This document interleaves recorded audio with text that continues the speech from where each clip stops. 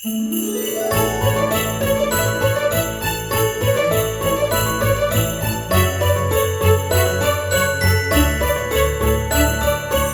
and welcome to A Very Explosionary Christmas, our podcast dedicated to the merriest of holidays.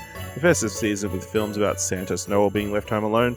Time of year when we all come together and cut down and put trees in our homes, only to throw them out a month later. I'm your host, Ash Shelby, and helping me grow my heart three sides of Christmas cheer is Dylan Blight. That's an American thing. We don't do that. That's true.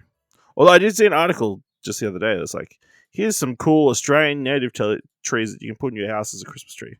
Yeah. Like, no. How do you feel about the plastic trees? It's fine. But also, it's like, you store them all year as well. I guess they're a pain to put up, they're a pain to pull down, and... Because plastic's not good, right? Yes, in theory. In theory, plastic's not good. It's not good, but you usually buy one and it usually lasts you a while. Yes. So is it several better? Years. I can't answer this question. I'll need someone to tell me. Is it better if we were in Australia cutting down and growing trees and then putting them in our house every year, or having a plastic one that we get rid of properly every 6 to 10? I would say it's probably. I don't know, because then you also think like, then they're growing those trees, which is good for the environment because obviously. Put some of the H2O into there. Yeah, that kind of stuff. You know, there would be a reason to grow all these trees. That's a good point. So, I don't know. It's challenging. Trees, man. Trees, they're very confusing, you know. Why do they grow so fast? These ones grow so fast, the pine ones. Yeah. You know? Yes, today we're talking about a couple of the Disney Plus short films that got released. I don't know if they had them previous years, but this year they had two very prominent ones from very prominent directors. So let's dive into it. Let's talk about the first one, which is much shorter, titled A Disney Holiday Short, The Boy and the Octopus.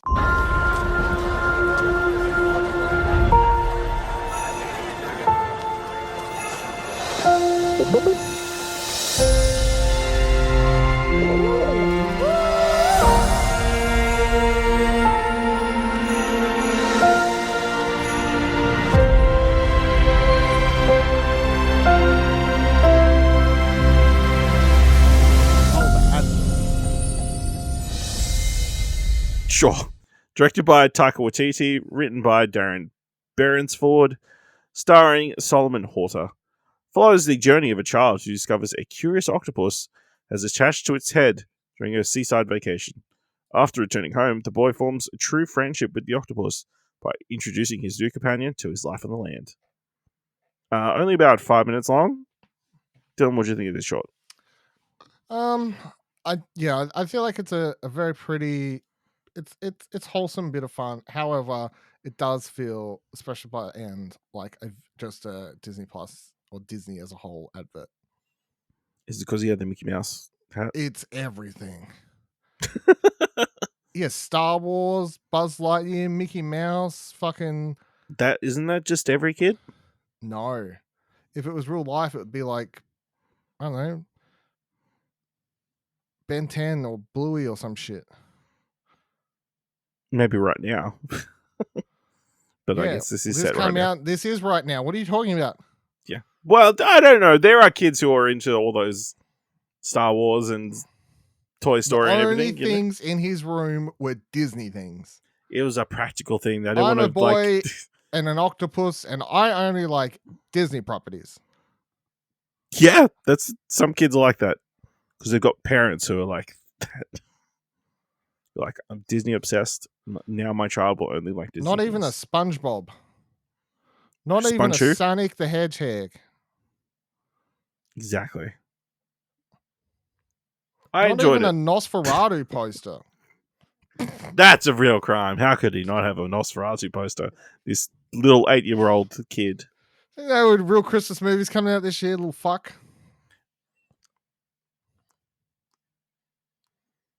I will say. Because Nosferatu is a Christmas movie. Nosferatu is technically a Christmas movie. Yeah, there we go. See, I knew it. Give you that tidbit. Yeah, I enjoyed it. I think it's definitely a showcase of how adorable this octopus is, and that's probably the major selling point of this. This very cute octopus that becomes friends with this kid and decides to just stick to his head for some reason and does not want to let go. But then, for some reason, he decides, hey, I would much rather hang out with Santa Claus. I'm going to hide myself in the Christmas tree, and then I'm going to be attached to Santa until I die. Well, he wants to travel the world, you see. I guess. That was the subtext. I guess, and it's the easiest way. Subtext, yeah. The easiest way to travel around the world is to maybe meet the mythical figure of Santa, and then let him travel around the world in one night, and then go to the North Pole for the other 364 years. 64 days, yeah. Yes. Very well thought. How else would you do that, though? Like, in a balloon? I mean, yeah, 80 days around the world, Yeah. That's a lot longer than one night. I'm telling you right now. Yeah, but at least you can get home. Yeah. You have to wait a year to get back to see your friend. I don't know what the life expectancy of octopus are. Outside the water? Longer, not this long. That's what I'm going to say. He's taking showers every day, so I'm sure he's getting his water intake. But yeah, I mean, it's a fun little short, not too offensive in any way. Kid was charming. The octopus was very cute. Not much else to say about this, so yep. Easy, fun little watch. The other one is a little bit of a media short. We have An Almost Christmas Story. Have you ever wondered what makes a Christmas story a Christmas story? Is it the snow? The tree? You can't have a tree without a forest, which is where this story begins. Shiny. Papa! Go, Moon! My leg! You're gonna be fine. Just stay in the tree. I'll be back. Stay in the tree. What sort of forest is this? Well, hello there. You're in the wrong place, aren't you? Go back to where you belong. You think you can fight us?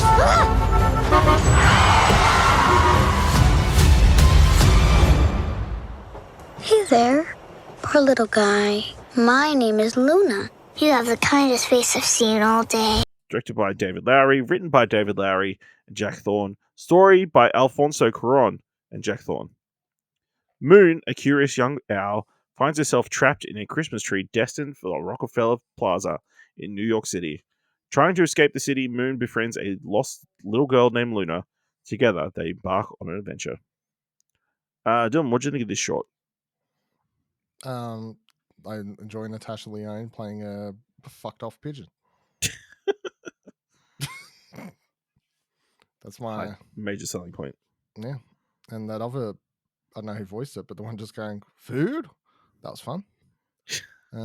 And John C. Reilly does a good folk singer. He does do a good folk singer. He should play some sort of folk singer in some sort of movie. Yeah, he should do that in the movie sometimes. Something.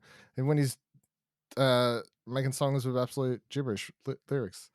Yay,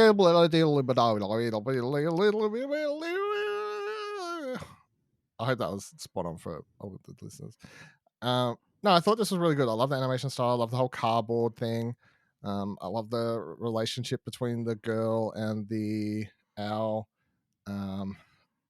Kieran just started playing Marvel Rivals. This was probably still hold up 4 months from now.